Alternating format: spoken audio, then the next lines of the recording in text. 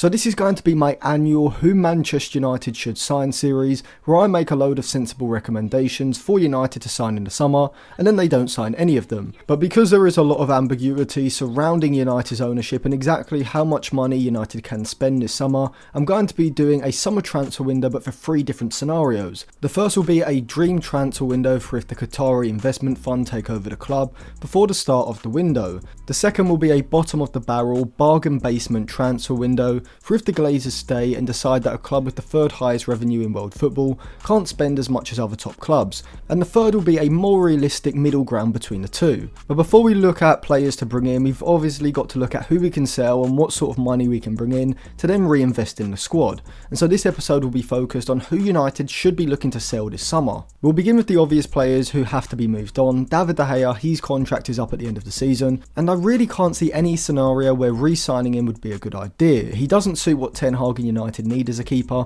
and even with him taking a pay cut from his £19.5 million per year salary, he is still going to be on at least £10 million a year, which is far too much for a keeper who is now becoming a serious liability. But even if you are someone who does want to keep De Gea but bring back Henderson or some other keeper for competition, or even have De Gea as a backup keeper, what on earth is the point in that? This is just trying to find a way to keep De Gea at the club, but this is Manchester United, not De Gea United. His contract is up, and so it's a perfect time for him to say his goodbyes and move on, giving United an extra £20 million on the wage bill. Harry Maguire as well has to go. He is bottom half Premier League at best, but relegation battle level more likely. He as well is on pretty substantial wages, around £9 million a year. I think United are going to have to subsidise some of it, or at least knock it off the transfer fee. And so likely we are looking at around £5 million off any transfer fee, which given that Maguire is now 30 and also shit, I can't see any team, even Everton, paying more than £15 million for him. McTominay, however, is a player who I think United could recoup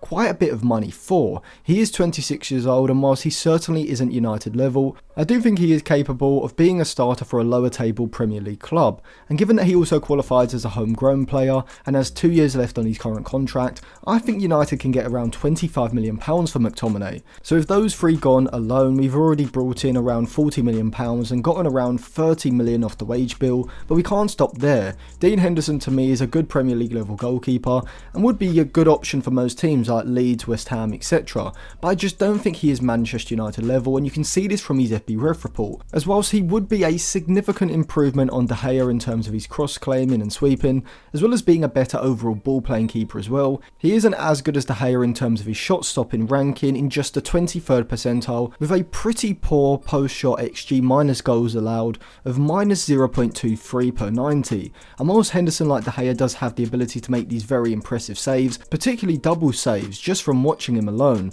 as he often is able to make a save, jump back up quickly and make a second save. But despite this overall, he is very inconsistent with his shot stopping, and ranking in the negative for this metric does show that he is allowing more goals past him than the XG model suggests he should. And in general, I just think there are much better ball playing keepers on the market than Henderson, and so with him having 2 years left on his contract, being a homegrown player, and having 2 fairly solid recent seasons in the Premier League with Sheffield United and then Nottingham Forest, I think Dean Henderson is a player that United should be looking to cash in for a fee in the range of £25 to £35 million,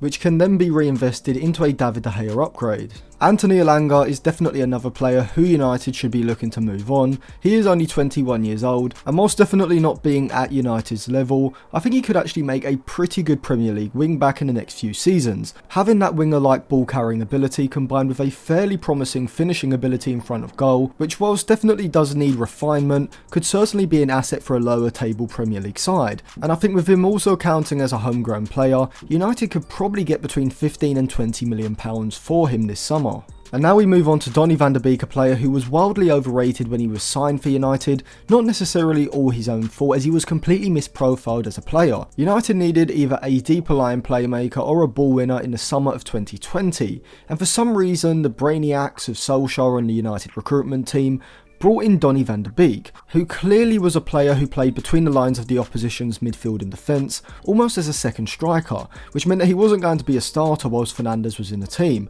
and whilst Solskjaer was playing that particular system. But this transfer in particular was a one where I realised that most United fans on the internet who give their opinion on Twitter and in the comment section don't even watch football outside of United, as I distinctly remember at the time when I did a video being critical of the transfer, just basically saying that Van der Beek wasn't what United needed at the time, and you can probably find that video. I'll try and leave it linked in the description below if I remember.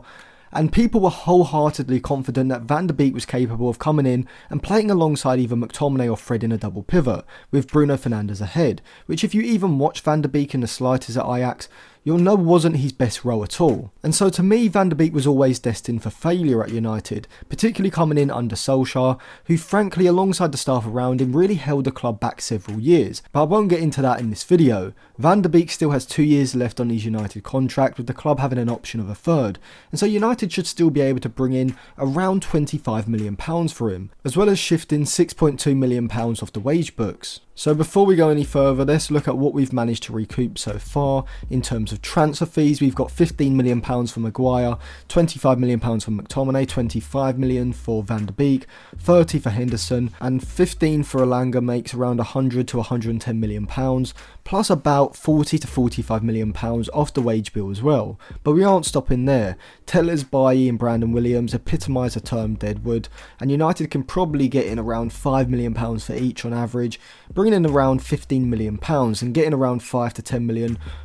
off the wage bill as well, as I think United may still be subsidising some of Bailly and Tellers' wages whilst they are on loan this season, and so United would be able to shift them. Now this may be controversial, but I would also be looking to move on Fred. Now I don't think that this is a must, as he is a decent squad player, but that is really all he is, and apart from playing that energetic pressing central midfield role in a big game in a specific role, I really don't see a place for Fred in the team. I think this is a typical example of Ten Hag needing to be ruthless. A lot of people may want to keep Fred, but again I think this is mainly because they like him, rather than actually looking at him as a Ten Hag central midfielder. And given that he's on around £6 million a year and probably could bring in around £5 to £10 million in a transfer fee, I think he should be moved on and replaced in the squad. Tuanzebe and Phil Jones are obviously leaving at the end of their contracts, taking another £5 million off the wage bill. I'd also be looking to loan out Hannibal Mejbri, Shola Shortire, Facundo Pellistri, Zidane Iqbal and Tender Menji, as realistically I don't think they are going to be good enough next season to get the minutes they probably do need to develop,